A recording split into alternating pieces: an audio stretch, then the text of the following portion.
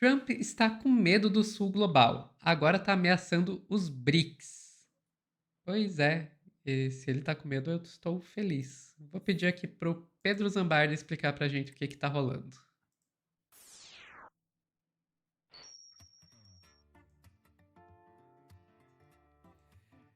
Se ele está com medo é porque a gente está fazendo algo certo e deve continuar fazendo. E olha que o encontro do BRICS, os diferentes eventos que aconteceram no Rio de Janeiro, nem tiveram a presença do Putin e do Xi Jinping, hein? Eles mandaram representante, eles não foram. Que até a mídia hegemônica tentou usar isso para descredibilizar o Lula e tal. E mesmo assim, Sofia, falaram sobre fontes alternativas de financiamento, falaram sobre regular as inteligências artificiais e incentivar o desenvolvimento de inteligência artificial no Brasil. E aí o negócio apertou pro Trump e o Trump resolveu usar as redes dele para ameaçar pelo Truth Social, né? Qualquer país que se alinhar às políticas do BRICS com um novo tarifaço adicional de 10%, Sofia. Eu nunca vi um presidente responder tão mal às pressões assim. Tudo para ele. Literalmente, o Trump, você pode falar que o Trump é o verdadeiro Taxade. Ele responde tudo com imposto. Não, esse cara aqui me desagradou. Vou jogar um tarifaço nele. Mas ó, tem a notinha do G1 dando uma resumida. Trump ameaça qualquer país que se alinhar às políticas do BRICS com tarifa adicional de 10%. Segundo o presidente nas redes sociais, qualquer nação ligada às políticas anti-americanas do bloco econômico será taxado. Não haverá exceções a essa política. O que eu acho incrível é que é o seguinte: de todos os integrantes do BRICS, o Brasil é o integrante mais americanizado. O Lula cansou de dar aceno que ele não vai romper com os Estados Unidos. Cansou. E o Trump responde com isso, gente. Não merece todas as manifestações que estão acontecendo, Sofia. Esse vai ser o tema do próximo corte, mas assim, só me antecipando um pouco. É ridículo isso aqui. Não, é um pouco aquela teoria do louco que a gente tava Uhum. falando lá atrás, e também um pouco ele não entender que você não pode tratar a política internacional como as negociações imobiliárias que ele está acostumado a fazer. Exato. E assim, foi péssima essa medida anunciada pelo Trump. Eu vou trazer aqui no detalhe, né? O presidente dos Estados Unidos, Donald Trump, afirmou neste domingo que vai impor uma tarifa adicional de 10% a qualquer país alinhado com as políticas anti-americanas. Não haverá exceções nessa política. Trump também não esclareceu o que considera políticas anti-americanas. Em sua publicação, autoridades do governo americano dizem que não há um decreto sendo escrito e tudo depende dos próximos passos do bloco. Mais cedo, o Bloco Econômico divulgou uma declaração do Rio de Janeiro. Parte do documento defende o multilateralismo, sem mencionar diretamente os Estados Unidos. A China falou. A China e outros porta-vozes no BRICS falaram: ninguém quer ocupar o espaço dos Estados Unidos. A questão é que a gente tem que mudar essa lógica. A lógica imperialista não funciona, gente. Entre os pontos destacados estão fortalecimento de instituições multilaterais como a ONU e respeito ao direito internacional, rejeição às ações unilaterais que enfraquecem o sistema global. A nova tarifa anunciada por Trump não foi citada diretamente.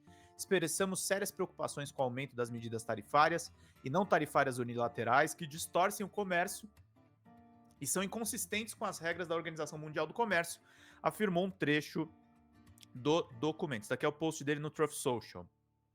Em outra publicação, republicano informou que cartas e acordos tarifários com os países começarão a ser entregues a partir do meio-dia desta segunda-feira, dia 7, no horário de Washington, 13 horas do horário de Brasília. Trump também disse que essas tarifas não entrariam em vigor até 1º de agosto. A medida marca um acréscimo de 3 semanas para negociar acordos bilaterais e evitar o tarifaço lançado em abril.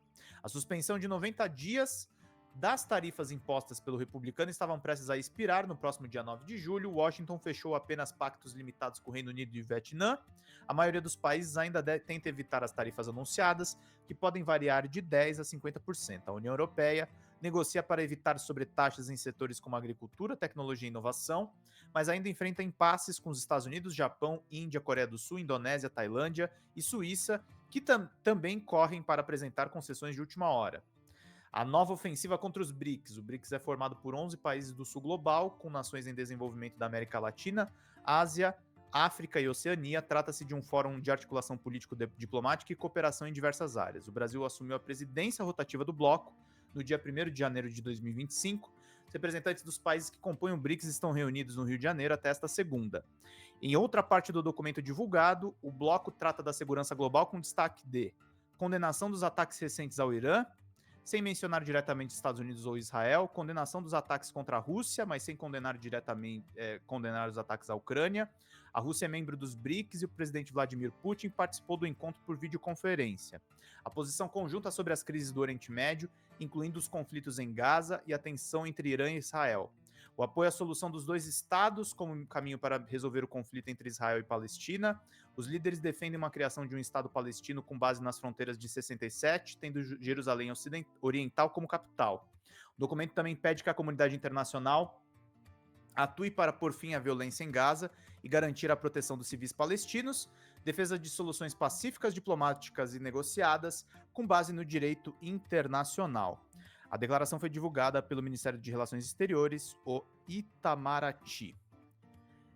E assim, o BRICS propondo questões moderadas, questões concretas, e assim, esse tarifaço do Trump não trouxe nenhum bom retorno, Sofia, nenhum bom retorno.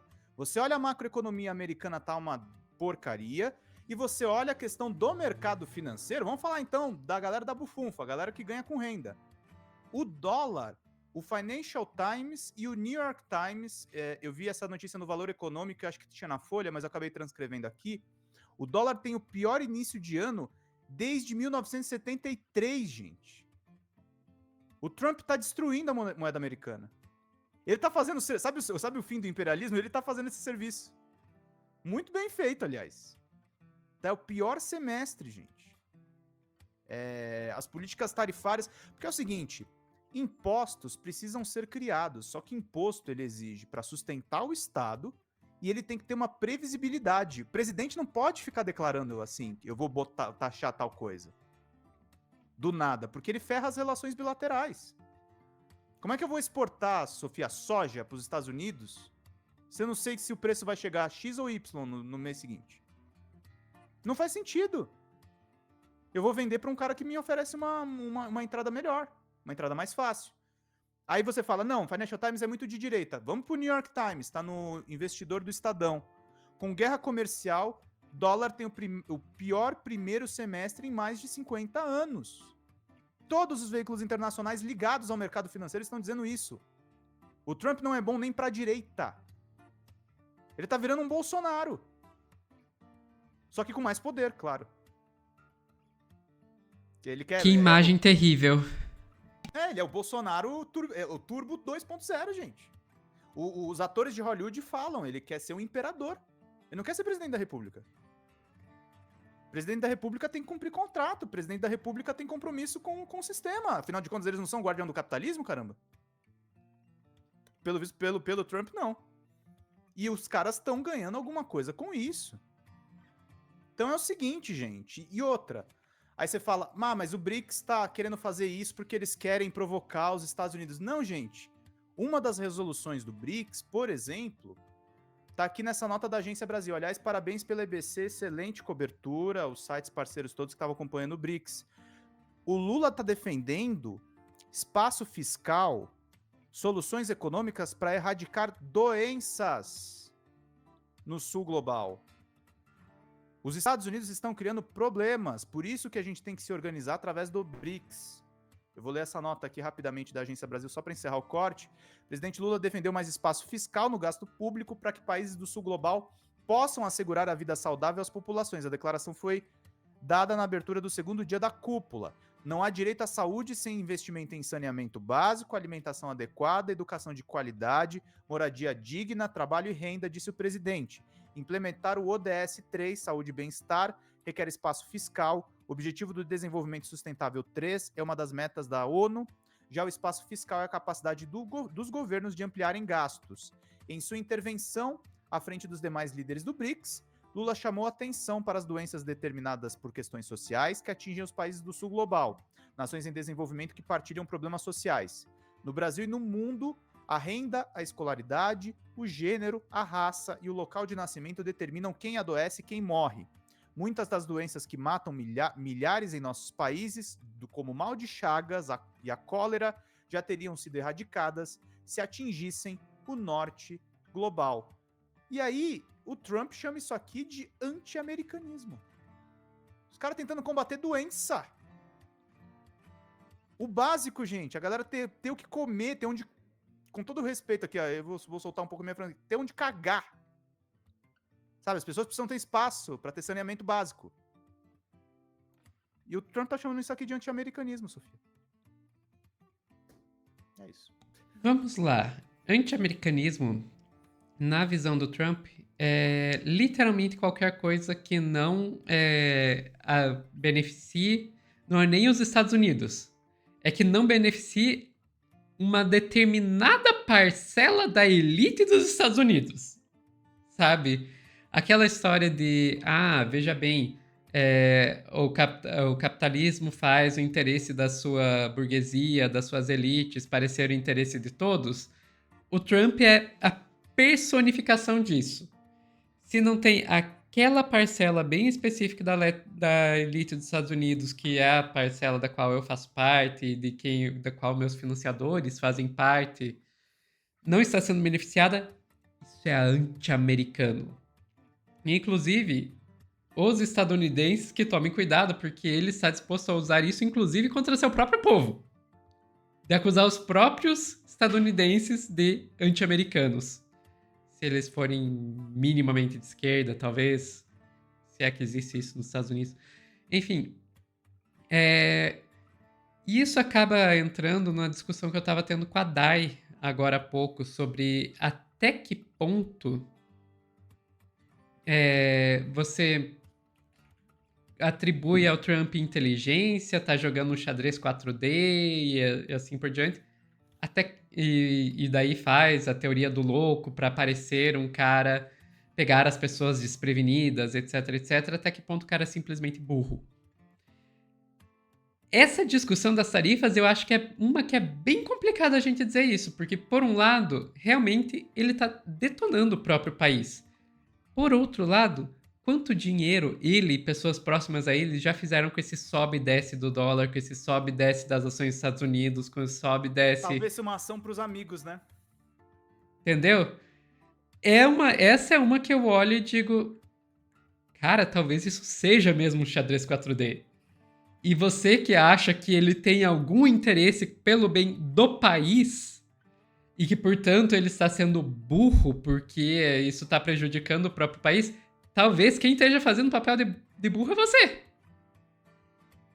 E outra, a gente fala muito de burrice e tal, mas aí eu vou até contradizer um pouco o que eu falei. É chocante a gente ver isso, né? Mas, por outro lado, talvez seja interesse dos Estados Unidos que a gente não tenha onde cagar mesmo, gente. Que a gente morra de doenças, que a gente não se desenvolva. Talvez eles tenham medo do Brasil com 200 milhões de habitantes, né? E eles têm boas razões para ter. Eles têm boas razões para ter. Enfim, ficamos por aqui, Pedro. Ficamos, eu fiquei muito feliz com esse corte. Eu achei que eu ia falar muito de número e a gente falou muito de vida real. Isso foi bom. Não, e isso é necessário. Eu sei que é aquela coisa, racionalmente, os números deveriam ser mais importantes do que os exemplos mais reais, porque os números mostram uma realidade como um todo, enquanto aqueles pequenas histórias podem estar se referindo a apenas uma única pessoa, mas a gente sabe que o impacto no público muitas vezes é maior quando você está falando dos casos particulares. Enfim, vamos ficando por aqui. Pessoal que está assistindo ao vivo, não sai daí que já voltamos com mais notícias.